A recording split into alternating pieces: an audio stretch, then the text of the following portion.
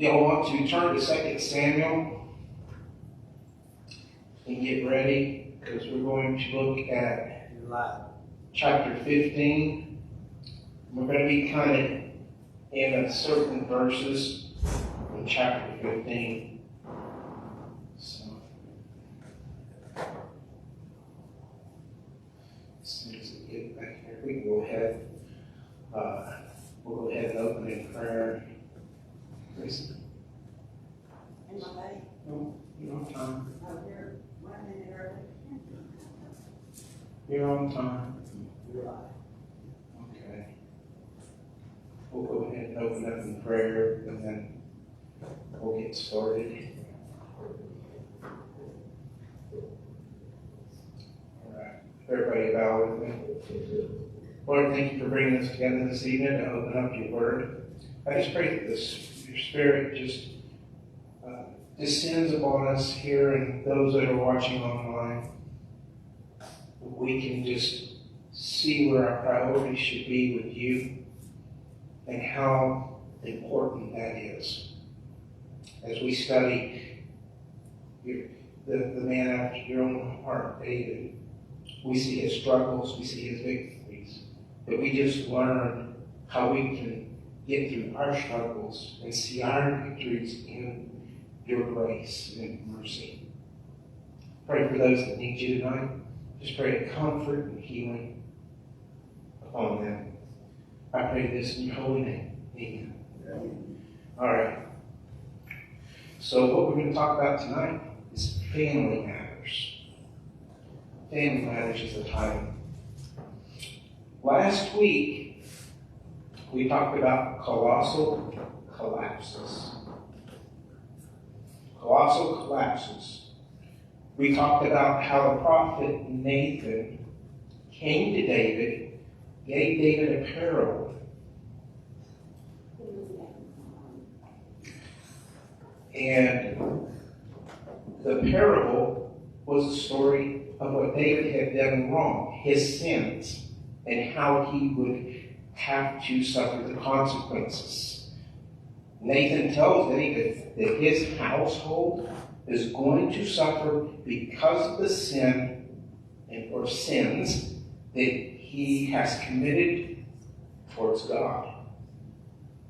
So, chapter 15, we're going to see the unfolding of those repercussions of the sins. So in 2 Samuel, we're going to pick up a story. Absalom is one of David's sons. So is Ammon, one of David's sons. The issue that transpires between when we left last week to this week is there has been a lot of things go on that David ignored to address. Absalom has a sister named Tamar. Ammon, which is one of David's sons, desires, just as David desired Bathsheba. Ammon desires Tamar. There's a problem with that. That's family. They're all related. And so Ammon takes it upon himself to deceive Tamar, deceive Absalom, and takes advantage of Tamar and rapes her. Absalom wants justice, but David refuses to address the crime that has been committed. He pushes it off because it's family. It's a family matter. But he keeps pushing it off. So Absalom decides to take matters into his own hands. Ammon meets his end with a sword. And so we'll pick up now as Absalom starts making his way to Jerusalem to take over Jerusalem and to overthrow David. So it says in chapter 15, verse 1, it came to pass after this that Absalom prepared him chariots and horses and 50 men to run before him. And Absalom arose up early, and he stood beside the way of the gate. And it was so that when any man that had a controversy came to the king for judgment, then Absalom called unto him and said, Of what city art thou? And he said, Thy servant is of the tribes of Israel. And Absalom said to him, See why thy matters are good and right, but there is no man deputed of the king to hear thee. Absalom said moreover, Oh, that I were made judge in the land, that every man which hath any suit or cause might come unto me, and I would do him justice. And it was so that when any man came nigh to him to do his obeisance, he put forth his hand and took him as. And on this matter did Absalom do all of Israel that came to the king for judgment.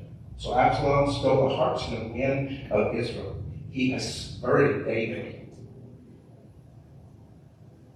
And this is what Nathan was telling David. Your house is going to fall. You're going to have to suffer your consequences of the sins that you have committed. Even though you are forgiven, there are still consequences. And so David is going to have to leave Jerusalem. Israel has lost faith in their king. So we pick up in verse 13. And it says, And there came a message to David, saying, The hearts of the men of Israel are after Absalom. And David said unto all his servants that were with him at Jerusalem, Arise, let us flee, for we shall not escape from Absalom. Make speed to depart, lest he overtake us suddenly, and bring evil upon us, and smite the city with the edge of the sword. And the king's servant said unto the king, Behold, thy servants are ready to do whatsoever my lord and king shall appoint. And the king went forth, and all of his household after him. And the king left 10 women, which were the concubines, to keep the house. The king went forth, and the people after him, and tarried in a place that was far off. And all his servants passed on beside him, and all the Cherethites, and all the Perethites, and all the Gittites, 600 men, which came after him from Gad, passed on before the king. So David is starting to flee. He has no place to go. Thing is David had it all. David had it all, and then he lost it all. You look at David.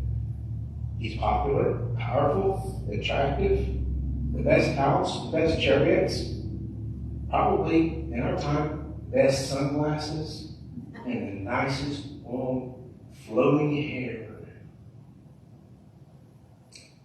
By the world standards,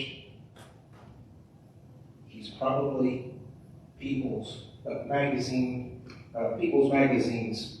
Person of the Year.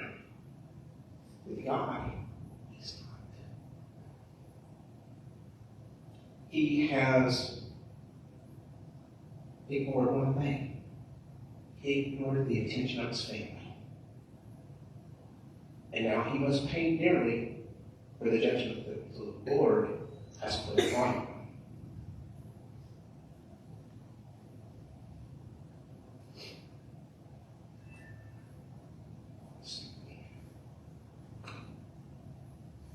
In 2 Samuel 15:30, it says, "So David went up by the ascent of the Mount of Olives." That sounds familiar?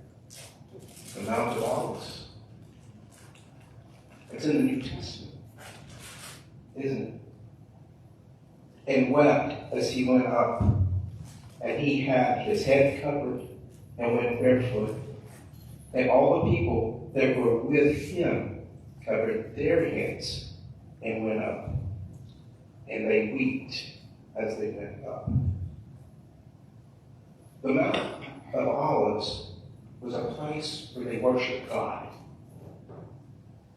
It was the Israelites' place, a sacred place of worship.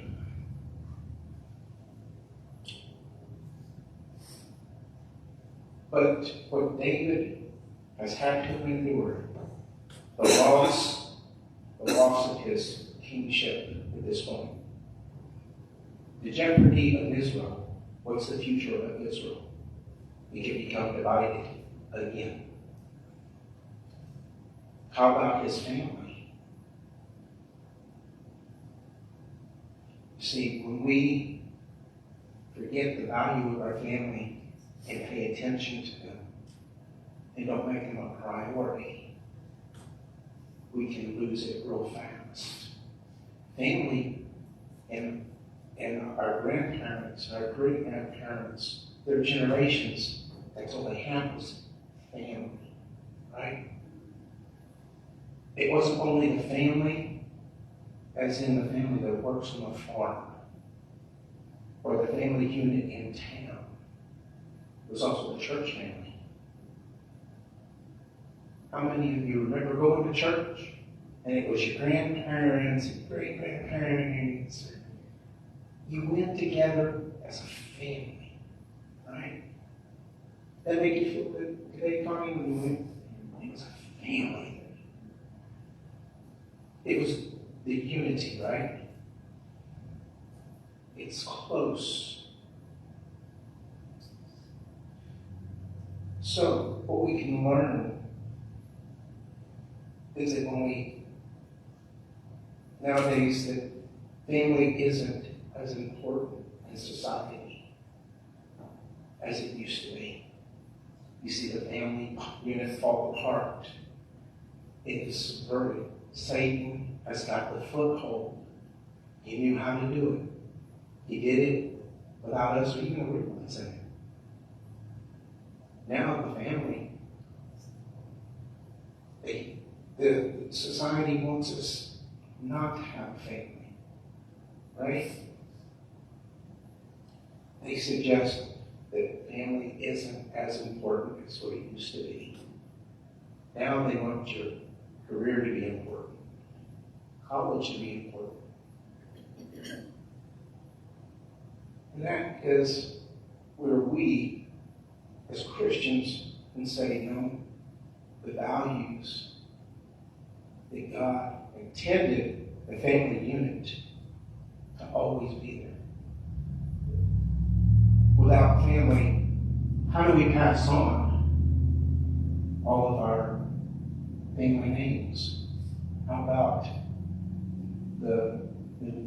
what we pass along, even our churches?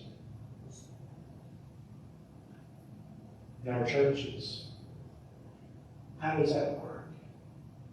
There's nobody here to pass along to the next generation. Nobody to teach. Nobody to disciple. That's why some churches die. Other churches thrive.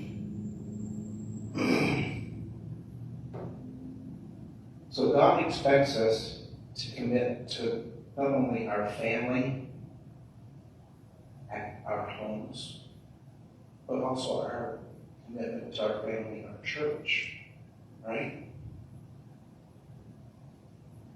When you were young, how important was family to you? How important was that?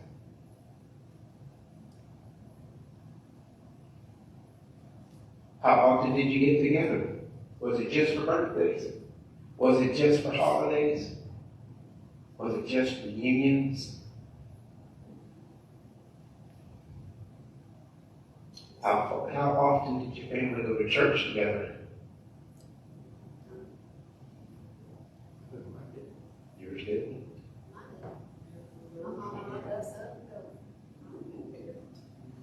Mine became important when I married into a family that was There you go. It sometimes has, you don't realize it as a child. Those of us that grew up with families that went to church together don't know and don't cherish how special that is. But when you see somebody that doesn't come from that background, that didn't get that opportunity, it means much more to them. The church and the family sets the foundation.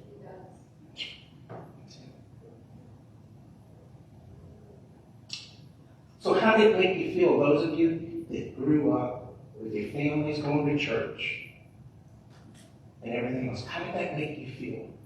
Why don't you answer your own question?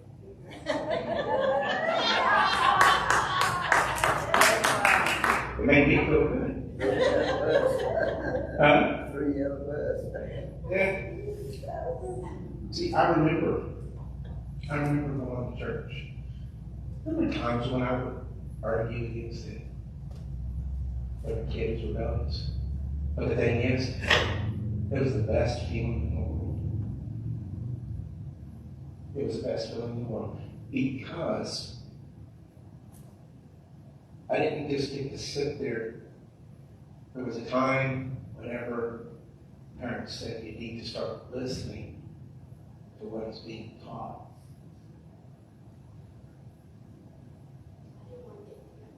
so I sit still and listen. The thing is it made me feel good. It made me feel something that I never got to feel. And it's so hard to see people, we growing up with the kids, the other kids in my peer group, in my generation, they were coming in. They had no church whatsoever. Never been in church. Never had an opportunity. But the thing is those pastors said, one of those pastors said, you know what? You've been doing this. You know what you're doing. You've been groomed for this. Why don't you take the lead and show them how to do it? Show them what it means. When he was growing up, I'll use this for an example. We used to go to the nursing homes in that road, and we'd have a preacher boy give the service, and we'd do the song service, of course. And at first, the very first time we ever did it, nobody, I mean, them kids were fighting their tooth and nail. And I gathered them all up.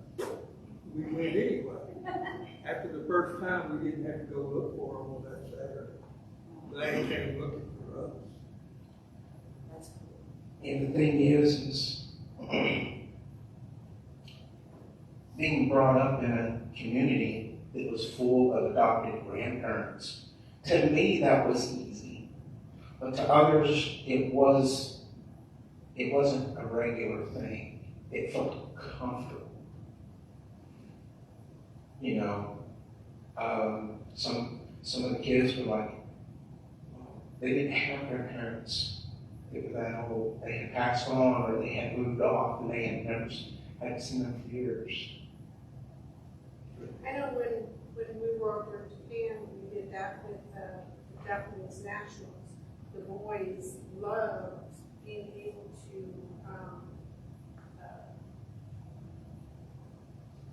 witness to the Japanese nationals, and so it would be kind of like the nursing homes. For me, though, not growing up in church and then having our family go as a family, it was something to be proud of, that, that we can actually do that as a family, and that the boys got to know the Lord early in life. And the thing is we may have, me or set that value system by God's standard early. And Mom and Dad did the same thing with me. I was in the nursery.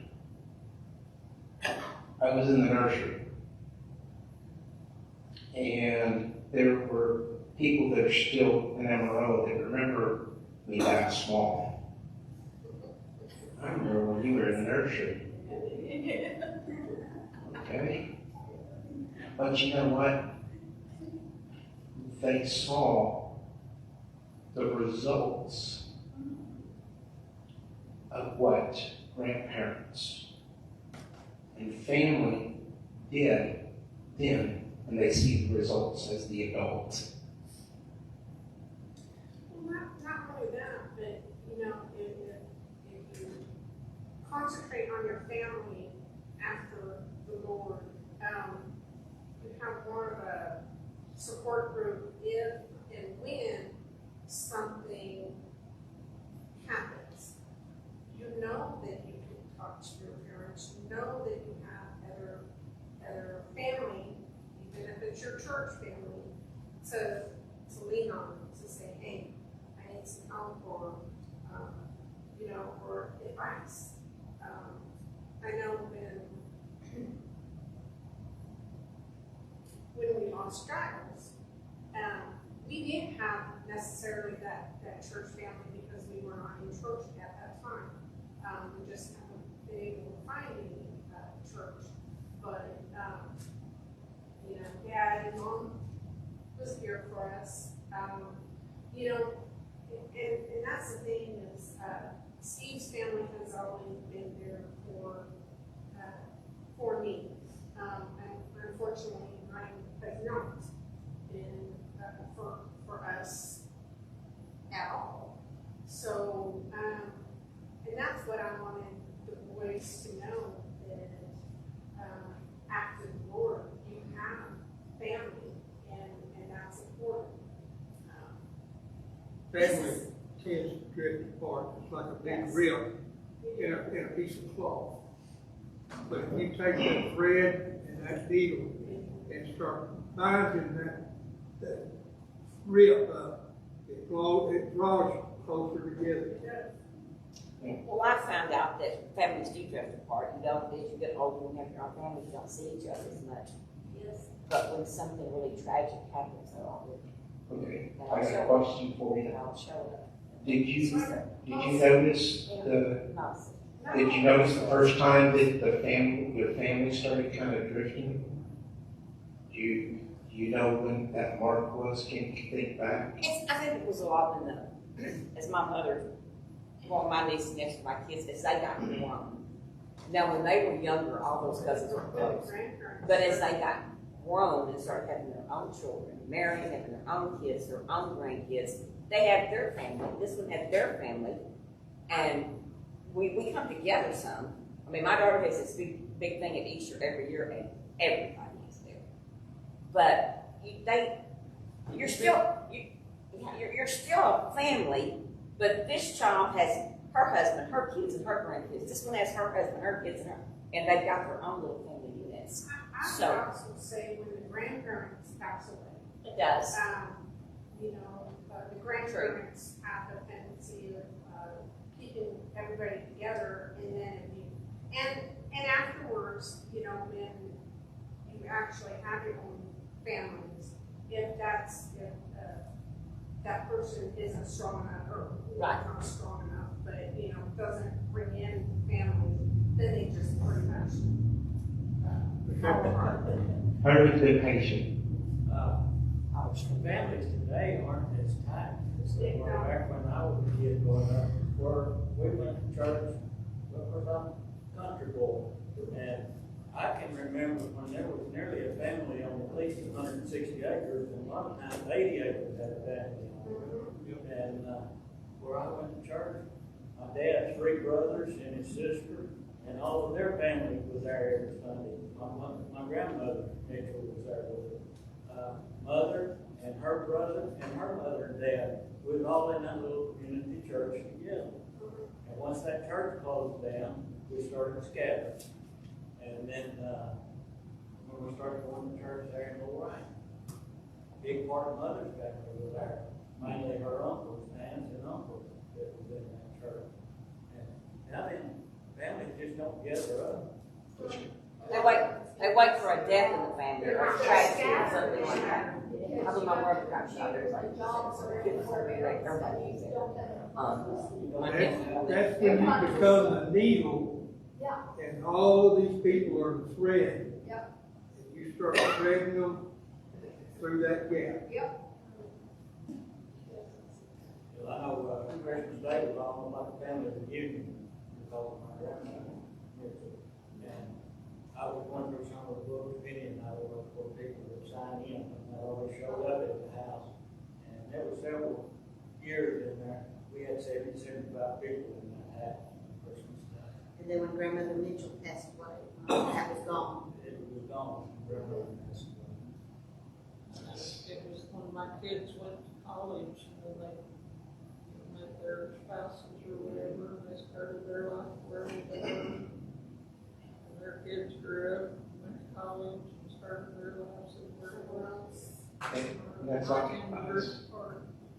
whenever we went in the military, that was 6 years of not even being able to come home. The thing we could do is we could call, we could send letters and packages. But being that far, we got to come home in between the 6 years. We get to spend 30 days. Now I understand how mom and dad felt when we were over in Japan and, never got to see us, because our older boy missions over there, and we haven't gotten to see him except for once, and we didn't get to see Mark, so. I thought it was running when there were no letters when 13 cents. If I gave you 24 units of attention to give, and I assigned them to you, how many of them would you invest in your spouse, your children,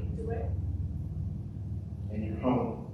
If I gave you 24 units to assign of attention, you have 24 units of attention, how many of them would be invested in your spouse, your children, and your home?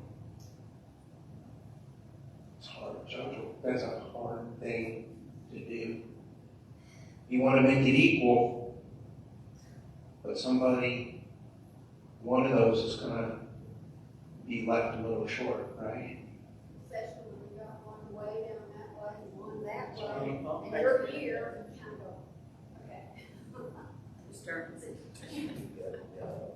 How many of those 24 units are invested in your job, your social life, and outside interests? Not very many. How many are invested in the study of God's Word and prayer?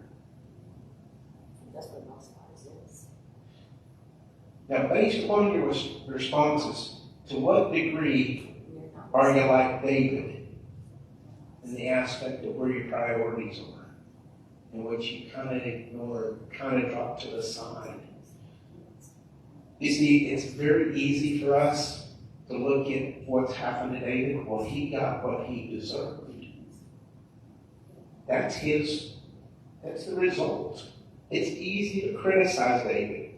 After all, he had everything and had no excuse for neglecting his family. But neither do we. Neither do we. Now, David's escape from Jerusalem was the result of a coup by Absalom, one of his sons. Now, while David's attention was diverted toward the things that didn't matter, Absalom took over. You see the parallels in that. So what outside threats can sneak into your home and take over while your attention is diverted elsewhere? When you think about it that way, isn't that the way that Satan works with our church family as well? When our attention is diverted over here, he starts attacking us on our blind side. Happens in our own families, at home, happens in our churches sometimes. That's why Jesus wants us to understand that we need to be on alert. Be on alert. We're always at the battle stations, aren't we? Ready to go to war.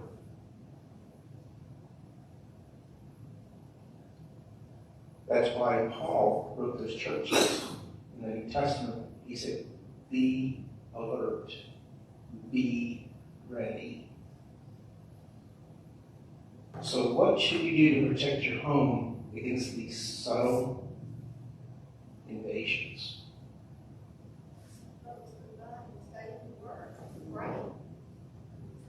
You got to know the word, right? Yep.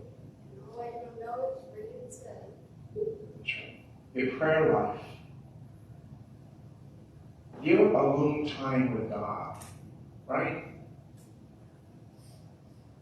You can talk to yourself. I'm not talking to myself, I'm talking to God. It may look weird, it may look fanatical, but you know what? God will answer me through the Spirit. We all need a place where we can follow God's word, be still and know that I am God. That's right. That's exactly right. And the importance of knowing the Word. If we know the Word, that's the foundation for our family here. It's our families at home.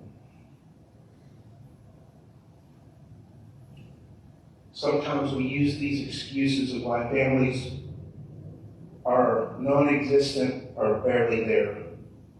It's society. It's geographical. Well, they live on the other side of the United States. They're scattered abroad. Sometimes it's financial. We just can't afford to have a family.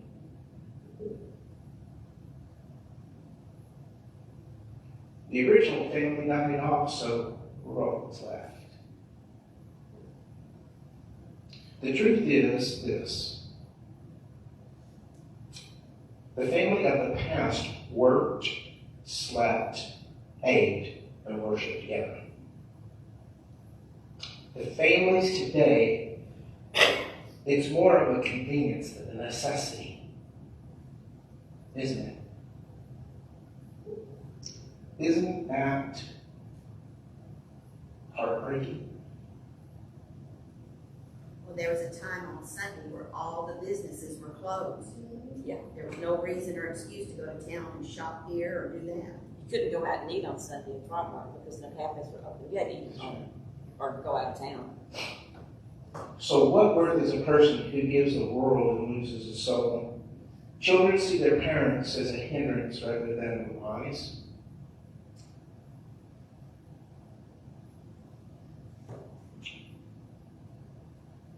Many cultures see this as what family is. Family is a blessing. It's honorable. It's respectful. It's wise. They are full of advisors. Family in God's eyes is as important as salvation, our church, and the gospel. This world and Satan wins if there's no God, family, and church. Will you agree with that? He's already working on the family. We see him working on the church. Next, it'll be the gospel. Families are dysfunctional. Show me one that is. God's family is functional. It just has dysfunctional people because we're imperfect. We're sinners saved by grace. But in the eyes of God, we're perfect through the blood of Christ.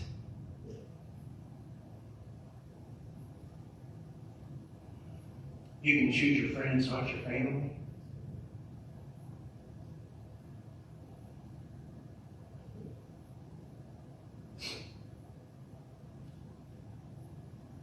This is what some people say.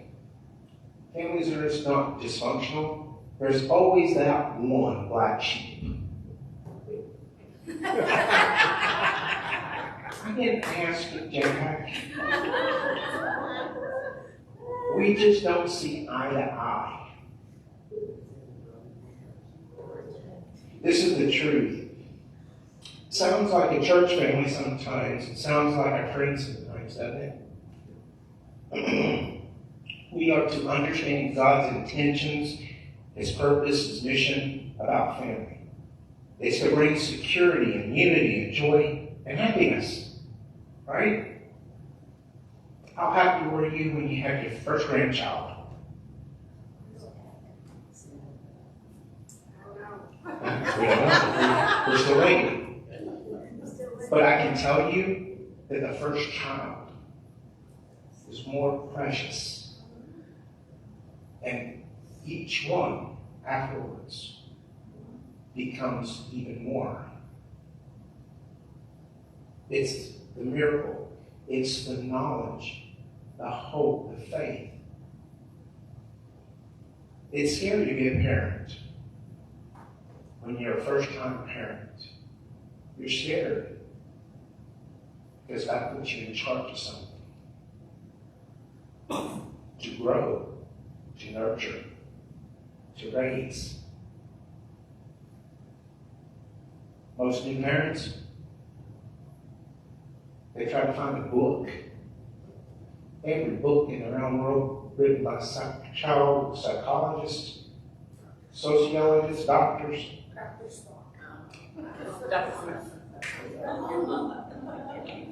Right here.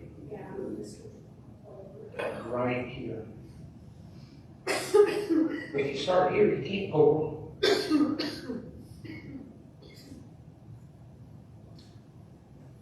How many of you would say that your children respect and honor you? Do they respect and honor you?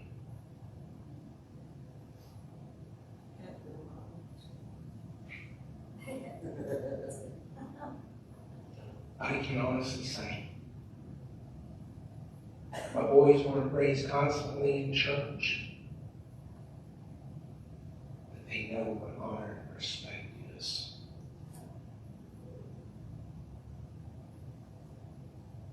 My dad taught me one time when he was grown, we ended up jail. I turned him into a ticket to bingo, did it? So as we look at tonight, and we see that David ignores the priority of family, it cost him dearly. A son to come up and just take his palace, his kingship.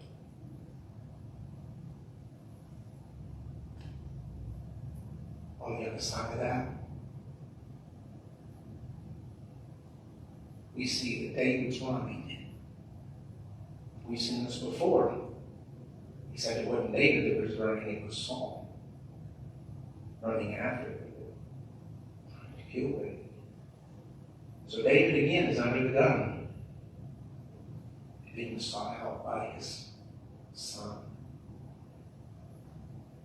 Just because David disobeyed God a second time and didn't deal with the crime of adultery, or the crime of incest and rape.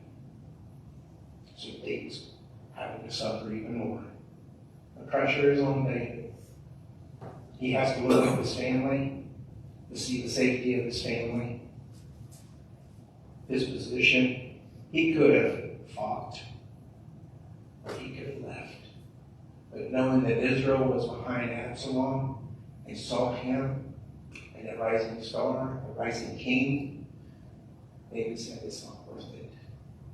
It's not worth it. I will just leave. The thing that we see is that when David gets to the Mount of Olives, we see him mourning. He's crying because he knows that he's neglected his priorities.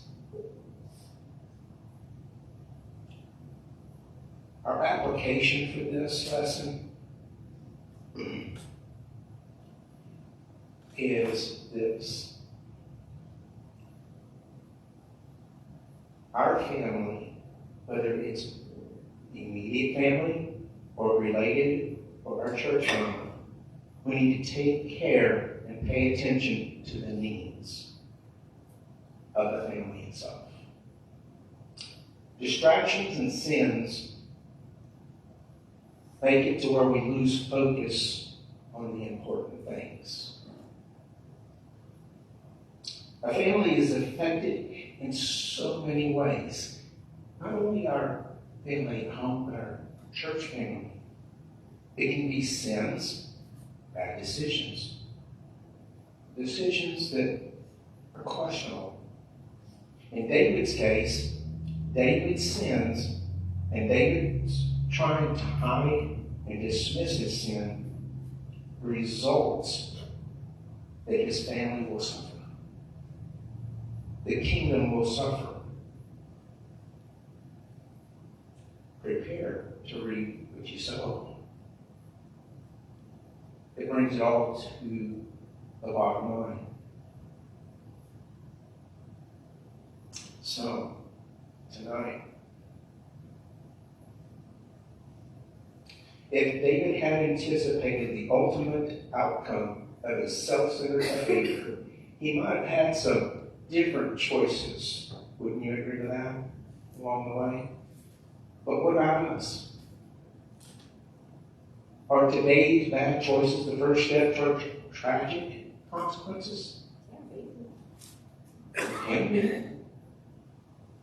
It is like Dad was saying when we were talking about David and Bathsheba. We got to be in the place we're supposed to be, not putting ourselves in the place we ought not to be. Right? How many times do we always see it as, I am the victim of circumstance? Well, what were you doing there to begin with? What were you doing there to begin with? That was the first thing Dad would ask him when we got in trouble. What were you doing to begin with? You didn't have to be there. Because that's what everybody else was saying. Think everybody else is doing it. Are you going to jump off the same cliff? No, not really. Some people might. But yeah. Some people might.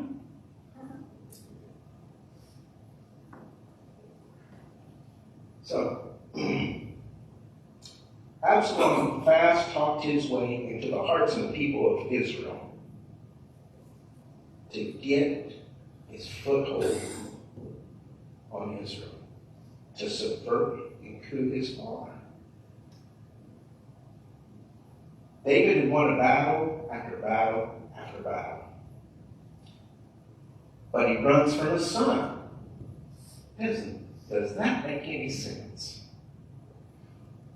I can defeat the Philistines. I can defeat a giant. I can defeat Saul. But I'm running away from my own son because he's a big threat. As he runs, he has overcome the sadness of the situation. They probably ask himself a lot of questions, a lot of what-if questions. Do we do that to ourselves? Do we always ask, what if? What if I would have decided to make that decision instead of that decision? Me and Lawrence had to ask ourselves. We kept asking ourselves that after we lost jobs. We finally had to say, stop. God, you're in control. Move us forward. Because that's what Satan wants you to do. He wants you to second guess yourself. He wants those what ifs. Because if he's got the what ifs under your skin, he can keep you where he wants you. Take a few moments and ask yourself some what if questions.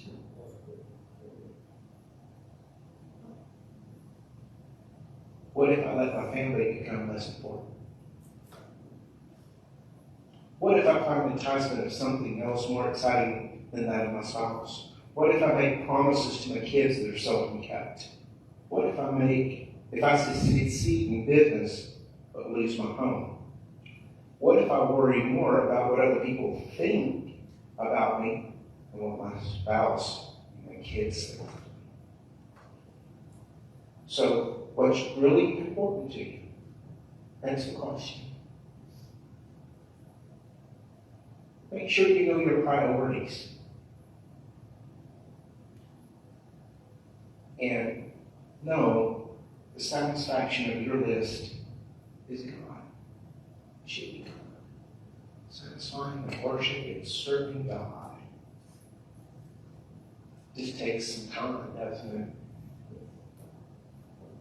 I suspect that David would have traded all his conquered crowns for the tender arms of a wife. Had a lot of them. But it was too late. He died in the care of a stranger because he made strangers out of his own family. Did we do that? Can we make strangers out of our own family? That hurts when we do. And we realize it. Those are the family that makes us the stranger. How does that make you feel? How does it make you feel?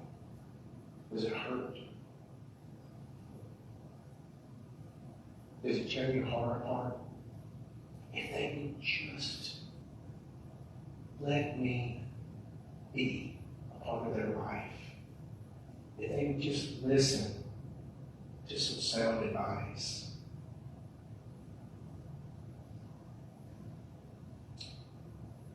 Makes a big difference.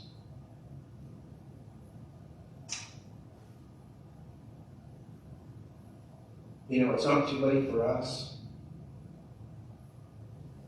You can make any person in your family, whether it's your wife, if you don't have a wife or husband, your kids, your grandkids, right?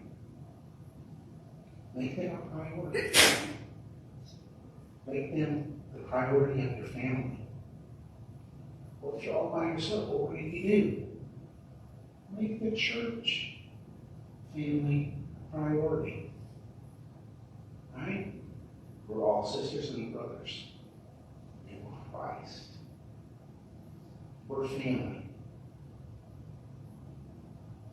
Unified for one purpose, one goal, one mission. Cherish your children who share your last name or share your name in some sort of fashion. We name our children, they have. There's a reason why they're named by their names, and we name them that. Nathaniel, our oldest one, is a gift from God because it took us 40 years. He was a gift from God.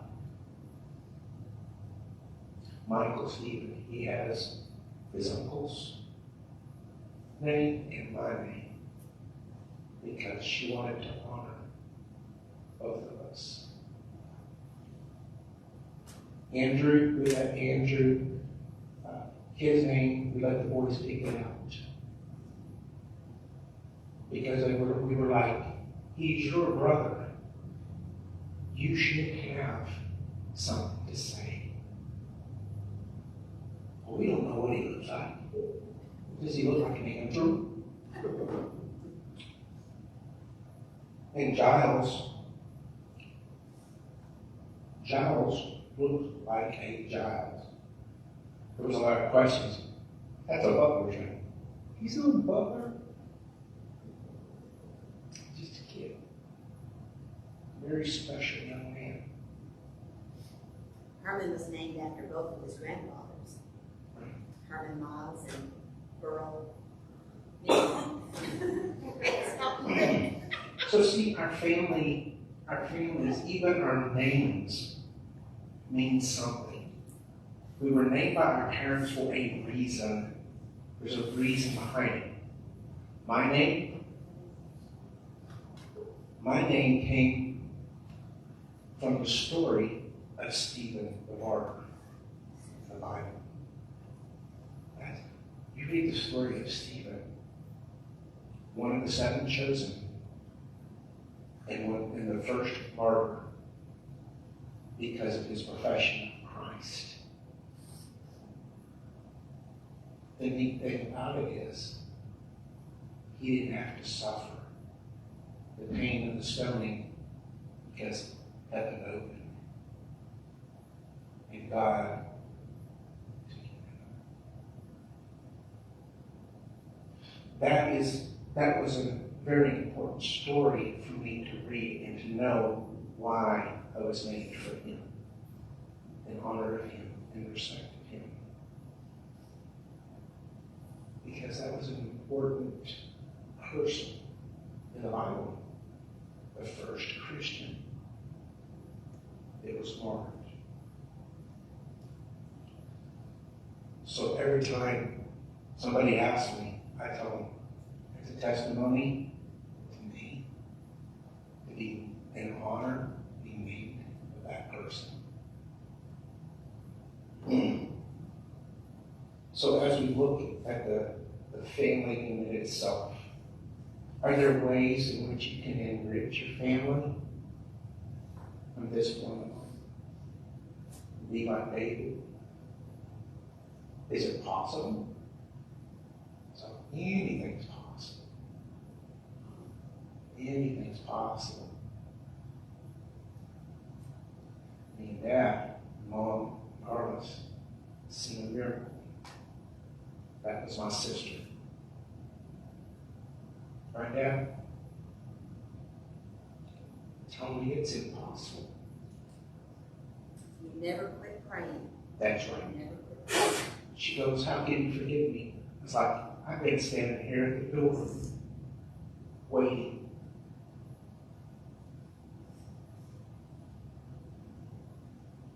That's dedication. That's right. I told her, I was like, I never left you. I never have, never will. I was always there. You just didn't see me. You just couldn't see me. That's the way we are before we accept salvation when it comes to Jesus, right? Before you accept Christ, before you have any knowledge of Christ, you don't see him standing there. You don't realize the door has a handle on it from inside. You don't realize you have to open the door. And I'm telling you, seeing a miracle, that was a picture-perfect example of how salvation is. It was with my sister. I said, but I thought you just forget about me. I thought you didn't care and you wouldn't forget me. And when I stepped in and I said, yes, you were forgiven before you even asked. And I was standing there.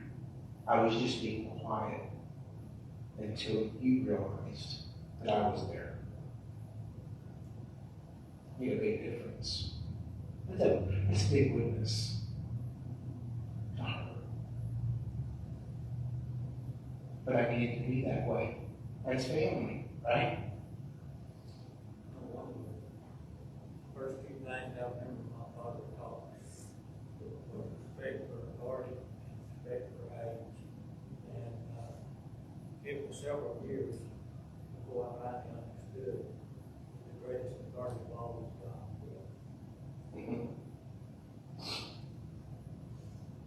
The same thing happened with Marlis and her stepsister. I think that's where it started. Is her stepsister was a woman, a practicing regular woman. So for years in our marriage, we had problems because we didn't see eye to eye, right?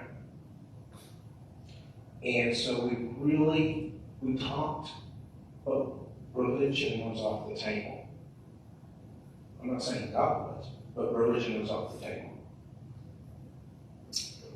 After the loss of her youngest one, she calls Marlis.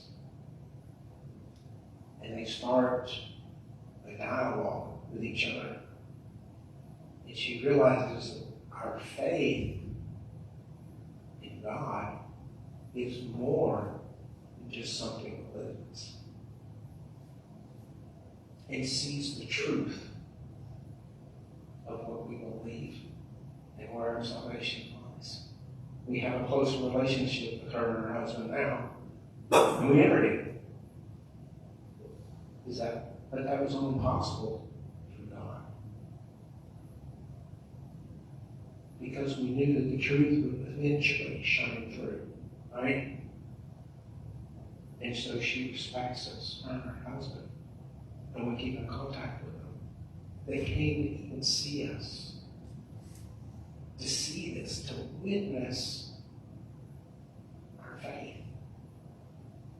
And when they saw that we were true, there was nothing hidden, we didn't pretend. We showed them that we were family.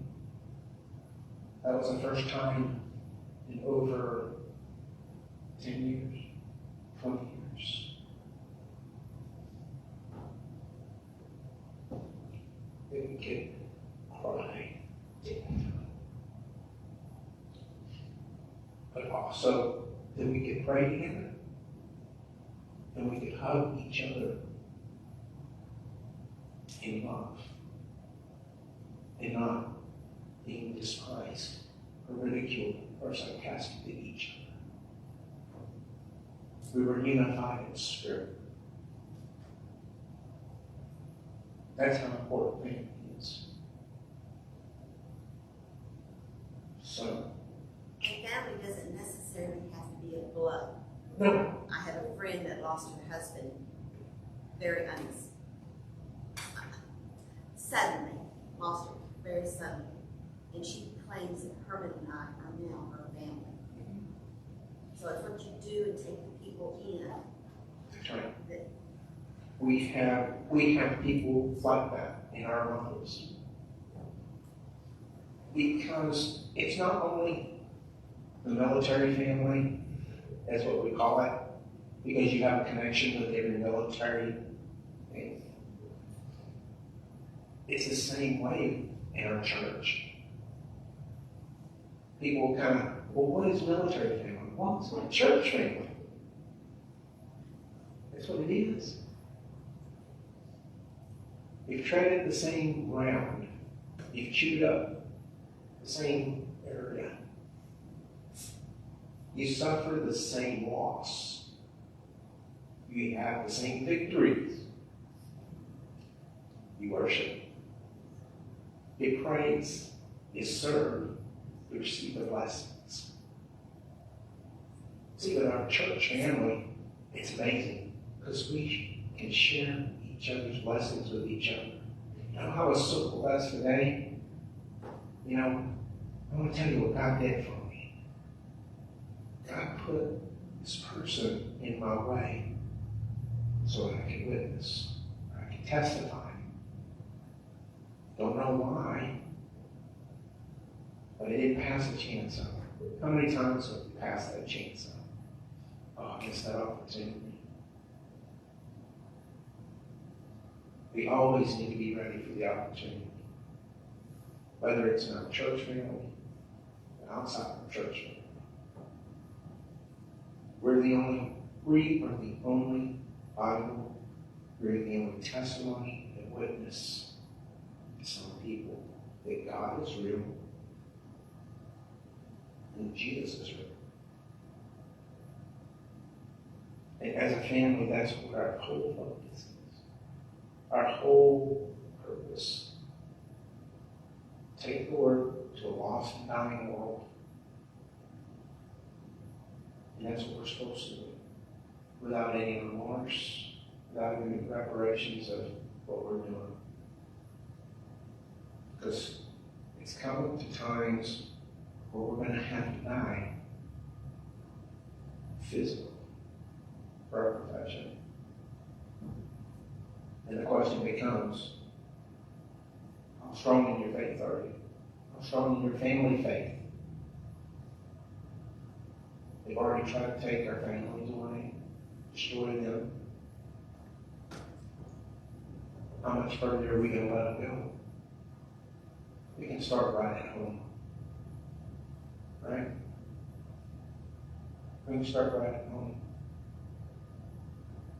It starts individually, continues together, and it grows. Some of us say, well, I don't have enough family alive left. What little you do have, pull it together. I encourage you. Tommy, you got Blue. You got Lenny. You got Faye. You got your brothers and sisters. Hold them together. That's what we need. That's what we need. This community should be our family too, right? It's dysfunctional on the outside. Who says we can't bring it in? We're dysfunctional just as much. Sinners saved by grace, they are too. They just don't know it yet. Right? Do I have any comments or lasting words? Do you have enjoyed this lesson? Our next lesson, we're down to, I believe, the last 3 lessons. So, let me see which one. That's been very good though, Steve. It really has. Facing your giants. That's really been good. You like this? Yes, sir. It's been a good study. Our next one is going to be dashed hopes. Okay? So we're going to look at discover how God enables his people to succeed in spite of their failures and commit to living in total dedication to God. Now, there's one thing that I have learned so far is you get stuck on the what ifs, they can destroy you, and when you do not talk to God about it and get in your Bible, and when they start coming in, they can destroy you real quick, because I've had a lot of what ifs if I've done this, if I've done that, especially this last year. And through praying to God and reading the Bible, and every time a what if tries to come up, I just start praying, that's God take it from me, because I can't do nothing about what happened. I can only do what I can do now. And don't feel alone, because we're all going through that. Yes. We Just take all that go what through if that. and say, that what if is gone, I'm going to do different now and change that what if, so it won't happen anymore. I hope to do that. And the thing is we can stand there and say, what if, and just keep praying. But prayer takes action, doesn't it? Yes. So what you do is you pray and you say, I'm going to move forward. I don't stand here. I don't say, woe is me. Because it's not going to get you anywhere. You're just spinning your wheels. Just let you go down. And start giving up. Satan wins the fight when we let him. Right? When I get to the what if, I thought that, I said, I was about to use it for. And that's the thing, is we're all spiritually mature and wise to a certain point. So we need to feed off of that from each other. That's why it's important for us to fellowship. That's why it's important for us to have studies like this, because Mike might have an answer for Donnie. Connie might have an answer from me, and it's a spiritual wisdom. And we that's- learn from one another. Yes. You draw strength. That's the edification of the church, is to edify each member, right? That's the important part of it. Take those what ifs and say, what can I do now? Each. Now talk to what if, say what can I do, what we do. That's right. And that's why our priority is not only our families at home, but at our church. That's why the church family is so important right now. We're seeing a lot of things happen in our churches. And Satan has gotten underneath the door. And that's sad. Because the church used to be where the family would unite and worship and spend the days and afternoons, come back in the evenings. You always had Sunday morning, Sunday night, and you always had Wednesday. How many of our churches have Sunday night service? You go to Plainview, that's the only place that I've seen is in the Plainview area where they have Sunday night services still. All the ones in Saturday. All the ones in Sunday. Well, and revivals used to last, what, 5 days, 7 days? And how many of you, I like Dad's idea, how many of you remember driving and seeing a revival, and it didn't matter if you were a member of the church or not, and you go to the revival? That's important, isn't it? I remember when there, full rain, they had a rush order, and it was all the churches in that community would have like a revival, and everybody gathered in that rush order. We were talking about it the other day. Why, when one of our other churches had a revival, I'm not saying abandon our church on Sunday and Wednesday, I'm saying, why can't we go see? Yeah. Let's They would go when they do. Support each other. Yes, exactly. There might be something there that night that you might need, or you might miss. That's what brought me here, was a revival. What was so like? That I came on the You bottom got line, and that was it. Think about that. When I caught Titus from Wednesday,